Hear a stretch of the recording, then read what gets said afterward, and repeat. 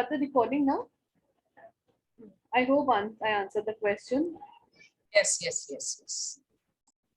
So once we have understood the ego states really well, that the ego states are proper, that parent, children and adults, we have to actually get into a state where we are actually applying in a complementary manner, and also looking into the situation where we are.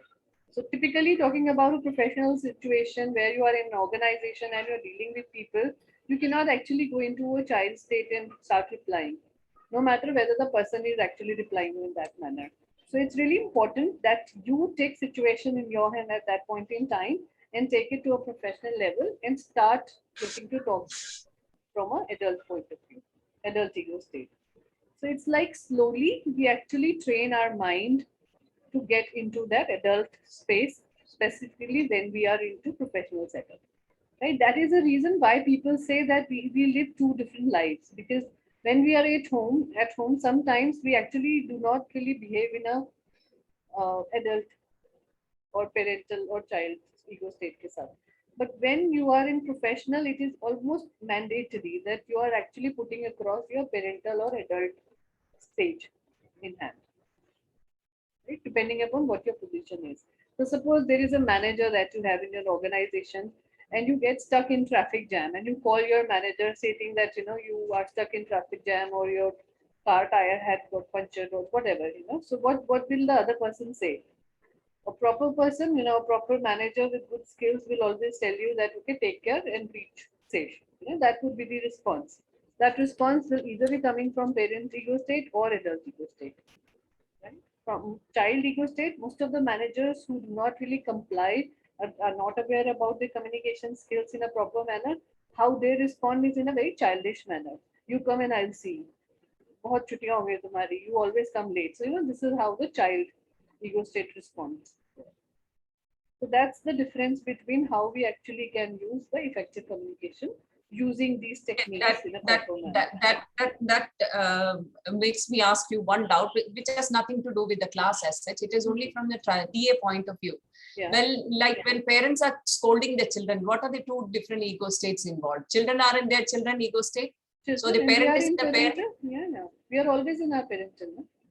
That is the and reason. when we are The ego shouting state on, is called parental ego state because this is purely about care, nurture, that kind of a thing. And sometimes because we are talking about a well-being of somebody, so it always actually comes across as a parent ego state. And sometimes, yeah, when we shout, we also get into child ego state. That is always prevalent. We get into their level and then we start talking to them nicely. See, the best part of being aware about these things is then once you start practicing it in your daily life, what you can do is you can start writing a journal about it. Create a diary. So transaction analysis is so important in our life that many people actually go for different kind of course altogether to learn transaction analysis in order to get better in their professional skills. It is used in leadership, it is used in psychology, it is used in negotiation, it is used in cross-culture communication, it is also used in human resource management, wherever. If your job revolves around people and dealing with people and talking majorly, communicating majorly, then it is always beneficial that you learn this entire TA in a proper manner. So what we are actually going into is a very basics about what things. But I'm trying to bring as much clarity as possible. But otherwise, this particular course itself is for 6-7 months to learn and understand. Because there are so many exercises involved, there are so many things involved. I'll try and send you some exercises. That's the reason why I didn't send it last week, because I wanted to complete this live position also and then send it. Okay, so now this particular life position. So ego states we understood. Now there is a point that comes in our lives that, when we actually are influenced by certain things, where we start thinking that sometimes we are not really okay in our communications, in the way we deal people, right? So this is how this entire chart is actually being created. This matrix shows that, there are 4 metrics we fall into. Sometimes when we are dealing with people, we think that, I am okay and you are okay, which is the win-win situation that we talked about in negotiation also. Then there is a situation which talks about I am not okay, you are okay. It is a stage of helplessness where we always feel that samne wala is always better, always thoughtful, always doing so much more, and I am not able to respond to that. So this is the stage where we have that feeling of not feeling uh, confident, not feeling really up to the mark in our communication, and always getting into that self pity mode and thinking about helplessness. Then the third stage is I am not okay and you're not okay. This is like hopeless. Yes, there is no hope. You cannot actually go ahead with that. This is the period where people also get into the divorce kind of a thing, with each other. Employees get into the mode of terminating their contracts because this is the state where they reach that they actually lose entire hope into the organization. People actually start leaving their hopes on other person, right? And it happens generally from both the sides. It's like people are not okay by themselves, and they are not the other party also. They feel that they are also not okay. Then the fourth one is I am okay and you're not okay. Here it is talking about overconfidence, that you're always having an upper hand, that you are always getting rid of angriness in you, that you are always right, and the other person in front of you is never right. So we start actually getting into the transactions or communication from this point in mind, that it's always me who is always right and the other person is not. So it is typically like a narcissist kind of a position where people are actually very narcissist. They always think about them, very high ego states, and they're not really ready to open up themselves and get into the compromising adjustment mode. So that's when the things doesn't really happen in a nice manner. So the only stage which is good is about happy stage, which is also called I am okay and you're okay. So you will read that book, which is very popular. It has come up very new. The name of the book is also I am okay and you're okay. So it is purely from this point of view that transaction analysis, how it really helps in our day-to-day lives. There are so many examples by the writer, by the author, that you can actually understand this entire concept of transaction analysis, keeping in mind how we actually take normal day-to-day dealings with each other. So this is a state where we always try and keep other people happy, and we also think highly about ourselves. So people, who are mindful, people who are of less stress all the time, people who are in the mode of being happy or live and let live wala mode. So this is, typically that one. These are the people who are actually really, really happy in life also. They meditate a lot. They have a very lighter feeling about the life, that everybody, whoever is around, is really, really good. So reaching that stage is basically reaching the state of Maslow's hierarchy of motivation, which is the self-esteem level. So when your confidence and self-esteem is really high, you always feel that the other party that you are dealing with is also good. Right? So these are the life positions. That's how we start doing the. Now another model which is designed by the same person is says blame model. So blame model has also come out from the life position transaction analysis itself.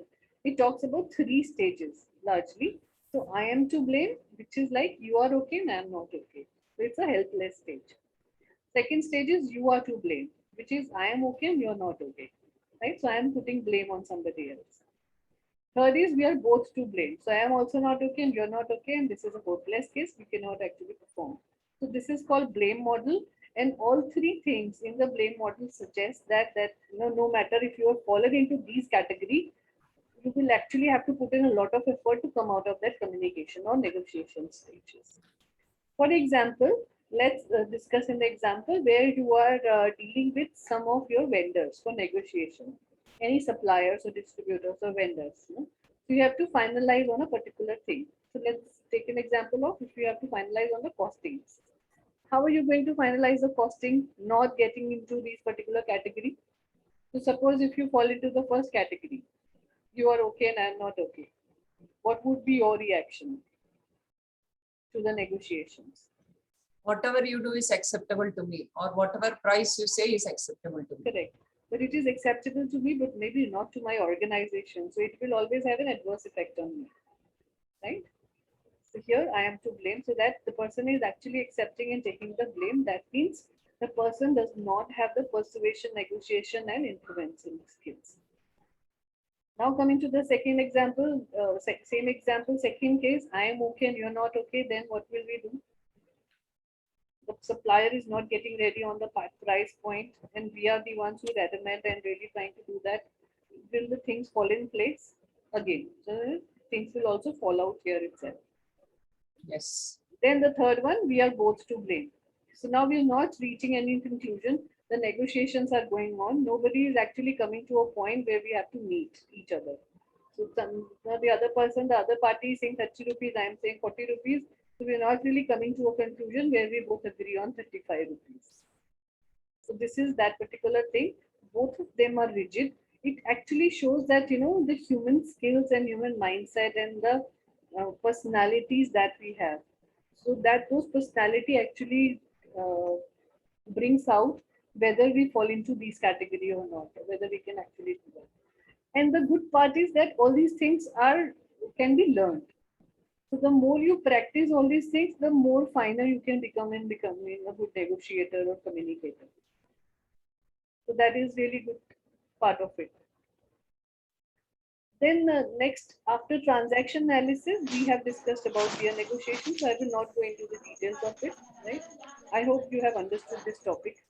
It is not really a difficult one. So peer-to-peer transactions may or negotiations may generally we bring somebody or we bring a party who is also of the similar kind of nature, whether in position, in title, or you know, in the stature in the organization, because that person then understands the other party better and can do the negotiations really better. These are the skills which is required. We discussed it again last week itself, that strong self-esteem is really, really important for falling into peer-to-peer group. Empathy is really important. Assertiveness is really important. Darshan, please keep your mic on mute. You know, so you have to put across everything assertively. You cannot get into aggressive mode. Fourth is collaboration. So it's always, you know, the major motive, because you want to reach to a stage where there would be a win-win situation for each other. Hence, what you will do is all your interpersonal skills, all your interpersonal communication will go into that mode where you are only looking for cooperation, coordination for each other. That's all. Which is like, you know, understanding and listening well to each other. Next is you will need to be able to ask good questions to clarify points. So it's like, you know, the more curious you get, the more curious you will become about the topic, about the negotiations, about the communication, the better you give the chances to clarify. And hence, you know, you will get into a game. So it's kind of a loop. Somebody is talking to you, you respond to that person asking question. The result is that more communication will happen. And the more communication will happen, there are chances that you will collaborate much more better with each other. Most of the organizational problems, I wrote a book almost 7, 8 years back, not even 7, 8, 16 years back. I talked about this particular topic, effective communication in corporates, in offices. We actually did a lot of surveys and research, and we found out that 85% of problems that we encounter in corporates or in offices is purely because of poor communication. Either the communication doesn't happen, or it is delayed, or people generally do not really put too much of effort into this particular thing. Right? So I don't know how much things have changed in last 16 years. I have not seen much changes. Even at home, you can take that feel. Even in society, when you go out, meet people in events and marriages and all, you can actually take a feel and look about it. And most of the problems that comes in our life is purely because we do not effectively communicate with each other. Either we don't do it, there is a gap, it's this, or we over communicate, or we actually do not put much of effort into clarify things. So these are the topics which actually talks about all those things in details. Then last one is interpersonal situation. It is always important to reflect well. So like, you know, the communication process itself says that till the time the other person has not responded you back, the communication process is not complete. Right? So that's reflection of whether you have understood really well whatever the other person is saying, and that can only happen if you're listening well, you're putting empathy in place, or you have right self-esteem in place. These things can only be achieved through that. Okay? So ultimately, for being a good negotiator, these are the skills that you will have to have in mind. Right? Now, coming to the cross-cultural communication. So, very important thing. So, what happens in cross-cultural communication is, first, let me understand from you. What do you think from the topic, cross-cultural communication? What is it? We discussed it a little bit last week, but let's get a more clarity on it. Cross-cultural would be from different cultures, then from different ages, then from different ethnicity, and from, what do you say, like, for example, if it is like the geographical location also, like, then gender, then also like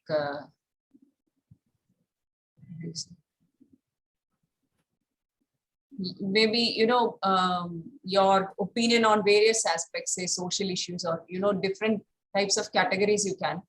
So your opinion on that, and another could be the way you communicate, the verbal, non-verbal, or all those things. Very important, right? And I think now I'll keep quiet. Neeru will. Yeah. Ma'am, cross-cultural is basically depends, or it is like is in like diversity. We came from different cultures. Our cultures are different on the basis of our education from or our backgrounds, like what type of experience we had in our personal life or in our social life. Very nice. Yeah. And yeah, different type of status people status that where they are living, and like what they are thinking they have about Right. different type of people or social or gender. So it's basically it is based on the surroundings, we can say, that we are living in. So the diverse background that we come from. Right? Gulshan, Rupesh, you want to share something? Cross culture means, ma'am, a different type of people when meet at a time. And for example, we can say, man, our country is a cross culture because in our country different type of culture are available and for example, whenever we go to MP, then their culture is different. And whenever we went to Rajasthan, then their culture is different. And in Maharashtra, as well as in Andhra Pradesh, and also in there are too many states. And actually, cross culture is also available in the in the industry as well as. Good. Rupesh, you want to share something?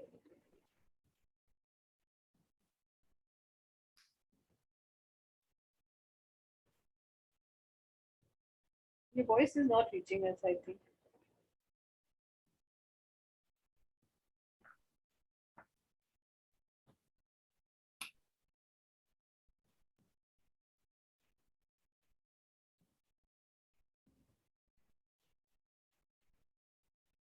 Okay. So see, cross culture basically comes from the same thing that we talk about, diversity and inclusion. Right?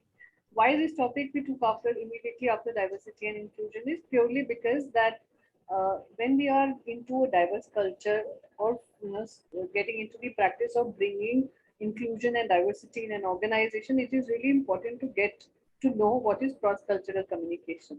So this particular slide, which is open in front of you, talks about how different communication can happen in an organization because of all these things which is mentioned here. It can purely happen because of your physical abilities and qualities, because of your age, because of sexual orientation and identity, because of our ethnicity, because of our race and gender. So these are six major things. Then right way, whatever you can see is actually coming out of it. So our appearances, our political ideology. Like since 2014, I have seen so many friendships, so many families broken up because of purely because of their political ideologies not meeting with each other. People are either really Modi bhakt, or people are totally against it. And because of those kind of discussions, people are actually, I lost three of my very good friends because of that particular discussions. So this is Because what of is Modi. happening. Yeah, because of political ideology. So people are not really mature. Because of Modi ji. Because of Because of Modi ji. Modi ji would be Without shocked. recording. He would be happy. He would know that this is what is dividing country. Right? Either so people are really purely falling into that particular category that no, BJP is the best party, and either people are opposing it. So those political ideologies actually create a break. Marital status, we all know. A single would always prefer, people prefer generally talking, discussing about going out with people who are also single. Same with goes to the marital people. You know, people have that kind of a different kind of setting, different kind of talks, different kind of cultures that they follow. Then functional speciality, military experience. So generally we call them veterans or military experience they have. Generally these people have very different kind of a training and upbringing that they cannot actually fall into the normal society. Sometimes it gets very difficult. So coming from that background, I'm sure Veena must have also felt that thing. That sometimes it really gets difficult to adjust to normal society. Job classification, that what is the status of your in the organization, totally depending upon your position. So the leaders may not really want to come and talk to or sit or really for do friendships with other people. So they generally have creates a cross cultural communication. Then native born, obviously India is such diverse. हम India के बाहर की बात भी बाद में करेंगे. Like Gulshan said, that totally typical regions, totally different kind of a mindset. So following that is really gets difficult sometimes. Then religious beliefs obviously creates barriers in between. Socioeconomic status, thinking styles, geographic location, parental status, education, creed. So all these things really create a problem for all of us in actually getting into effective communication. So cross-cultural barriers are not really those barriers which actually happen purely because of language and change in the country, but it can also happen because of these particular things. Right. So as for the Lewis model, these are the countries which follow these kind of variations, reactive variations. So like, the countries you will see in the colors related to blue, these people are generally known as full factual decision planners. Then the country is falling into the red category, orange to red category, talks about warm, emotional, loquacious, and impulsive. Yellow and things related to yellow talks about reactive, courteous, amiable, accommodating, compromiser, good listeners. So these are general things that they must have done survey, and that's how they have categorized the entire world into these particular things. So when we are getting into cross-cultural relationships or negotiations or any such professional project which requires us to get into that kind of a thing, it is always important to go through these backgrounds because it always prepares you in understanding the entire thing from really well mindset. Because when you're dealing with people from Saudi Arabia at one point in time, and then from US, so the cultural difference or the paradigm difference between Saudi Arabia's culture and US culture and India culture would be totally different. Right? Hence, it is important. So, suppose you are planning to go to, so let's take an example, like when wars happen, on when US, United States actually put a lot of their army into Iraq, Saudi Arabia, right, during the 1990s and early 2000s. So what happened was there was a lot of military training which was given to people to understand the Iraqi culture also. So that it's not just their duty to go and take the control of the situation which is hovering around there in Iraq, but also to ensure that people are actually bringing empathy also. Because United States is generally known as a very cool, not really, emotional wala country. It's more of a factual. Facts and figures चाहिए होते हैं ना. People also do not really get too much of emotionally involved with their kids and other things, other people also. So it's that kind of a culture. But on the opposite side, Iraq का culture या Afghanistan का culture आप देखोगे, it falls into that red yellow category. Right? They are very emotional.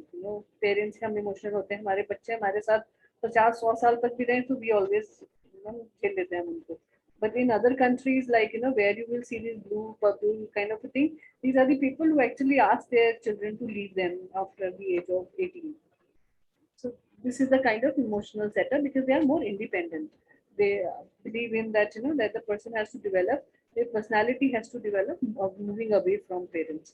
So the kind of upbringing that they have, the kind of cultural that they have, creates a lot of pressure on the personality that we've actually become at the later stages. Right? So our countries also have a very, very large impact on the way we communicate. So that's how we have to keep. Right? Any question on this slide? So, Right, Yeah. these countries like UK, Sweden, or this, I've heard that the Nordic people, they are very nice to live with, or they are generally nice people. Is that true? I really don't know. I have not traveled. I've seen only Saudi Arabia, which is horrible. Which countries are It's talking about? Nordic countries like Denmark and all those things. So Europe, entire Europe is basically very nice. People are really very cool Okay. and very receptive. So, even if today you go to Europe for finding a job opportunity or to get involved into some career or starting your own business, you will actually, it will take some time to understand the entire thing. But then after that, you will actually fall into place very easily. But these countries like Germany, Switzerland, USA, the one which is dark blue and blue that you can see, Sweden, UK से लेकर Netherlands, Australia तक. Netherlands is also very people receptive. I don't know why they have I've kept heard it in that. It's very, very people receptive. Maybe Czech Republic, Norway, I'm not really sure of. But if they are saying that it falls into this, because Lewis model is a very old model that has been studied. It's very long.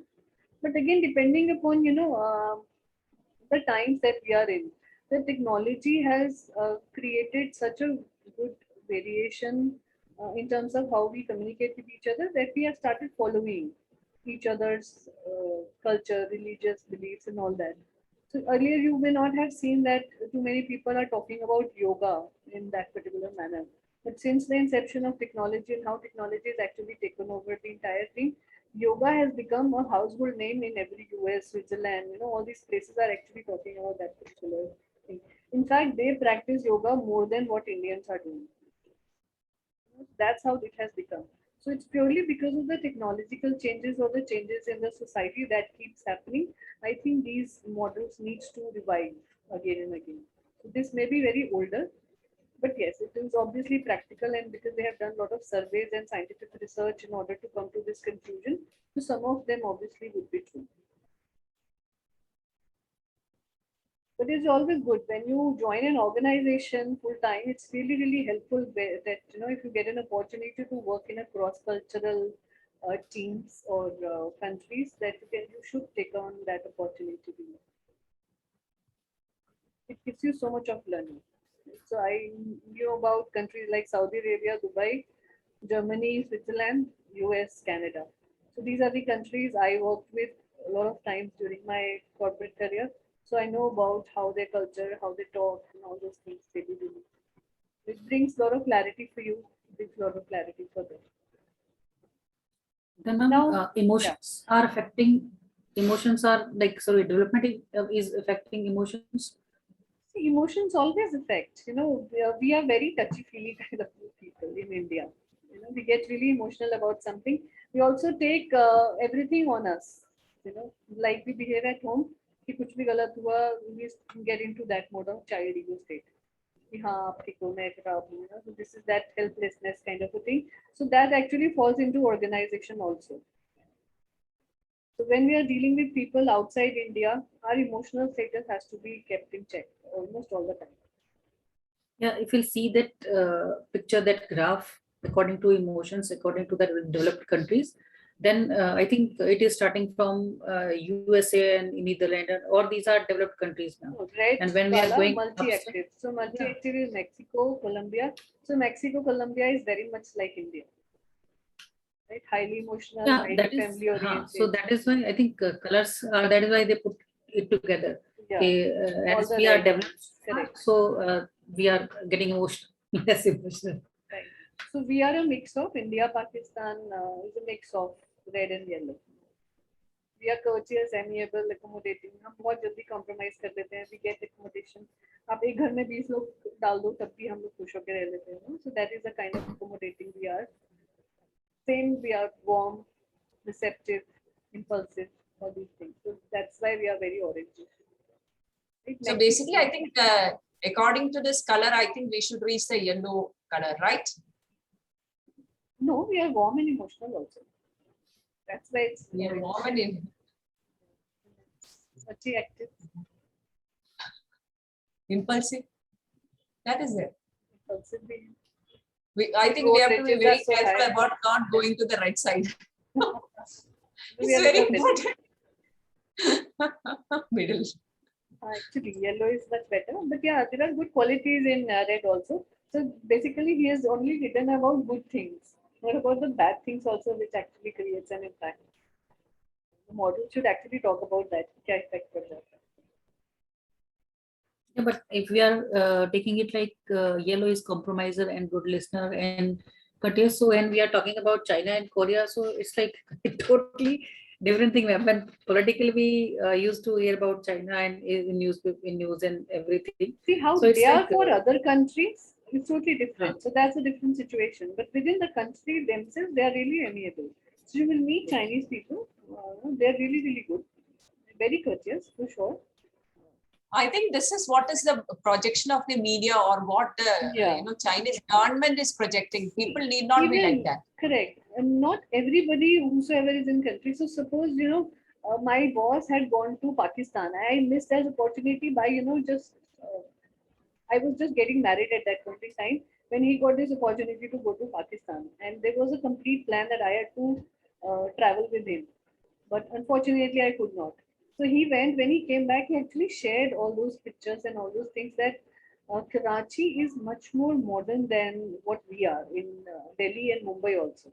Right? Girls actually roam around really freely. But what media actually projects and show is that, the women are always in burqa and they do not do that, all that. So it's not really the case within the country. People, well, I've seen it heard it from many, many people that people in Pakistan are very, very similar to what we are culturally. The languages, we also speak